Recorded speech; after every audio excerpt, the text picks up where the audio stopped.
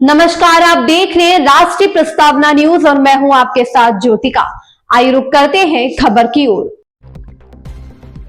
सुप्रसिद्ध कथावाचक किरीट भाई जी महाराज ने बजरंगबली हनुमान जी की महिमा बताते हुए कहा है कि हनुमान जी ऐसे देवता है जो प्रत्येक युग में हैं तो हैं ही, बल्कि प्रत्येक वर्ण और आश्रम में भी हैं।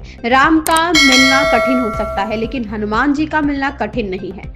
किरीट भाई जी मंगलवार को लखनऊ के प्राचीन लेटे हुए हनुमान जी मंदिर में आयोजित सत्संग में अपना प्रवचन दे रहे थे। इस अवसर पर मंदिर के मुख्य सेवादास डॉक्टर विवेक टांगड़ी और कोषाध्यक्ष रिद्धि किशोर गौड़ सहित तमाम भक्त और श्रोता उपस्थित थे। राष्ट्रीय प्रस्तावना के लिए लखनऊ से ब्यूरो चीफ पीयूष त्रिपाठी की रिपोर्ट। जहाँ भी प्रभु का नाम हो वहाँ एक शांत श्रोता है। यदि याद रखो, श्रोताओं में भी अंतर होता है। चारों वर्णों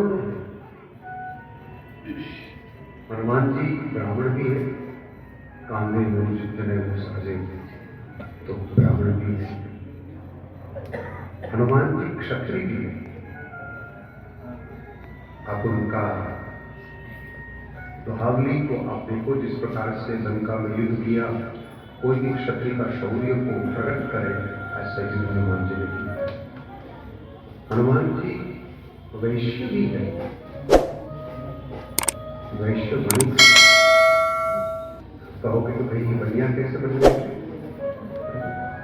बनिया वही है जो पहले जमाने में लोगों को उधार में रुपया देते थे और ऐसा ब्याज लगाते थे, चक्रवर्ती ब्याज, कि जिसने पैसा लिया वो कभी पूरे होता नहीं था, तो बेचारा देते रहे। तो ये कैसा बनिया है?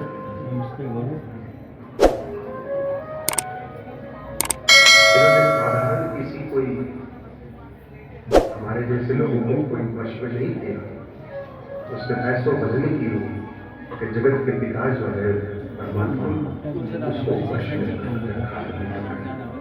अभी तक बोली नहीं। विनय पत्रिका में बड़ी सुंदर बात आती है। राज्याभिषेक के बाद के बारे में तो क्या कहे, जिनकी प्रसून वेद में से प्रज्वलपति होती है, ऐसो ब्रह्मचर्य जगत में किसका हो सकता है? तो ब्रह्मचर्य तो है, ये गृहस्थी भी है।